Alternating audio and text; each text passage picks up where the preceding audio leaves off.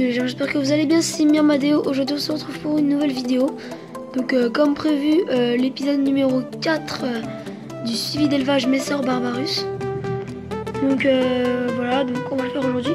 Mais tout d'abord je tiens à préciser que je ne ferai pas, ou du moins je ne pense pas que je ferai d'autres vidéos sur mon lézard et mes Messor d'ici Noël. Car tout simplement les fourmis, les animaux mettent du temps à se développer. Donc ça sert à rien de faire des vidéos toutes les semaines car il n'y aura pas grand chose qui change. Donc voilà, ce sera un peu répétitif.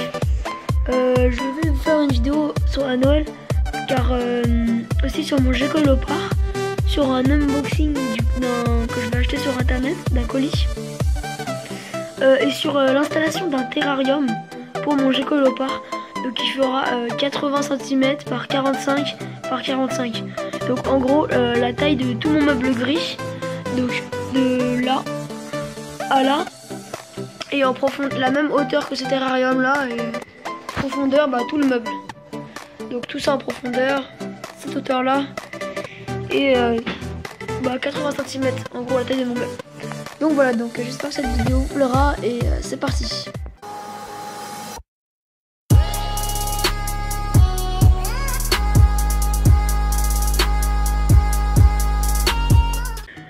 Donc voilà, on se retrouve au-dessus du nid.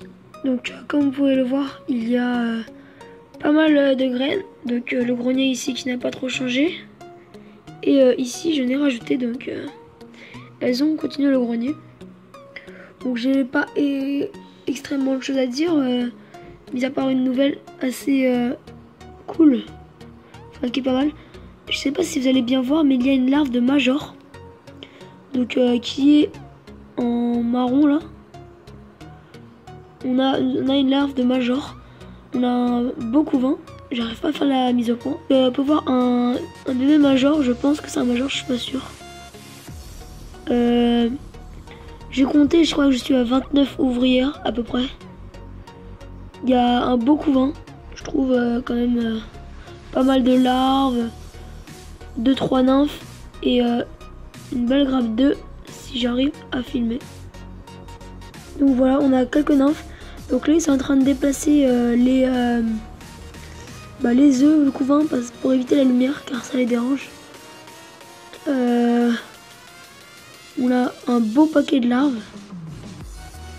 2 ou 3 nymphes. Donc là elles bougent partout avec les larves. Ici la reine. Voilà, donc il y a encore un peu de condensation car ça faisait longtemps que j'attendais pour qu'il n'y ait plus de condensation pour faire une vidéo, mais bon, ça ne partait pas et j'allais pas attendre plus, ça va rien. Donc je propose qu'on leur donne un grillon, que l'on voit pas très bien à cause de l'huile. Voilà, voilà. La reine qui est revenue. Le beau grenier. Tac. Voilà. Là on peut voir la belle grappe d'œufs.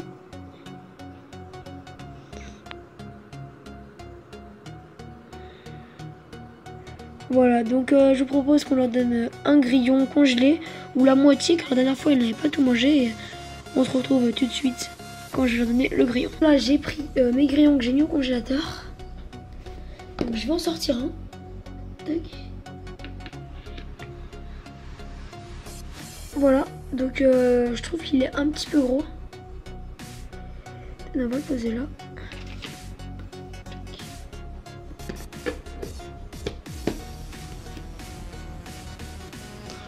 On va voir par rapport à maman qu'il est un peu gros. Pour le peu de fourmis qu'il y a, je trouve qu'il est un petit peu gros. Donc je pense qu'on va le couper en deux. Ça va être un peu gore, mais bon, c'est pour pas comment dire, gâcher. Donc voilà. Donc je vais couper ça et on se retrouve juste après.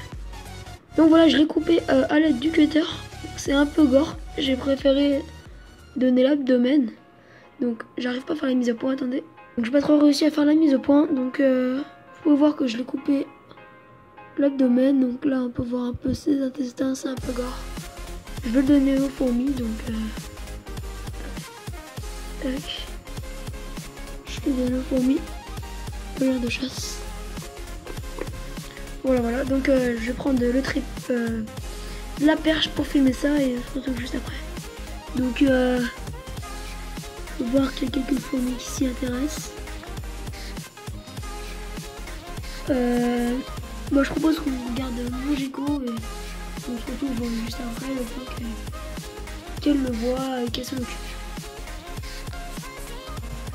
Donc voilà, on se retrouve dans le terrarium de mon gecko. Donc là c'est un 30 x 30 x 45. Celui que je vais acheter fera la taille du meuble. Donc toute cette longueur là. Exactement la taille du meuble avec cette hauteur là. Donc je peux vous dire que ce sera assez grand. Je sais pas si vous voyez la taille du terrarium qui est déjà. Ça fera, il sera je sais pas, 4 fois plus grand. Donc voilà, donc là c'est le tapis chauffant. Ah oui, en fait j'ai une mauvaise nouvelle à vous annoncer. Donc la reine qui était là, j'ai essayé de donner des graines mais malheureusement, donc là il y a assez d'eau donc je pense qu'elle peut boire. Et voilà, elle est malheureusement morte. Donc voilà, j'ai pas pu faire grand chose. J'ai essayé de donner des graines, de m'en occuper. Mais bon, elle est morte. C'est dommage. J'ai même une patte de grillon. Je sais pas si vous voyez. Voilà, donc elle est morte, malheureusement. Voilà, donc là, c'est mes bébés grillons qui sont ici, mes micro-grillons. Là, ils sont un peu cachés, on les voit plus, mais ils sont plus gros qu'avant. Un petit peu plus gros qu'avant. Ici, donc, mes grillons adultes pour nourrir mon gecko. Donc là, ici, ce sont les fourmis qui s'en occupent.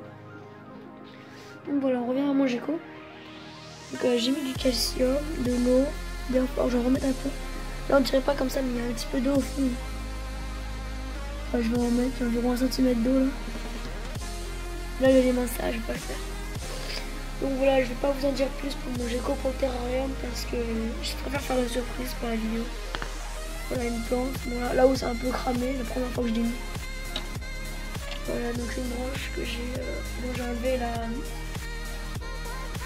les parasites en la brûlant. Donc là, il est dans la cachette là-bas. Oh, je sais pas si vous pouvez le voir, le deviner un petit peu. Il est dans la boîte humide. Bon, elle est un petit peu petite, mais je l'ai mis. Il est dans cette boîte-là. Donc il est là. On va pas le déranger parce qu'il dort, c'est la journée. Je vous propose que ce soir, quand je donnerai à manger, je vous filmerai une petite séquence. Et je vous montrerai ça. Là, je vais pas trop le déranger tout de suite. Donc voilà. Donc à propos des fourmis, Magine qui était toute seule, bien malheureusement toutes les ouvrières sont également mortes. Je sais pas pourquoi, avec moi tout le monde meurt. Vous pouvez voir que elles sont mortes. Non, oui.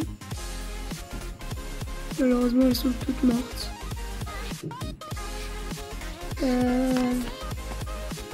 Sinon il reste une ouvrière et la Gine.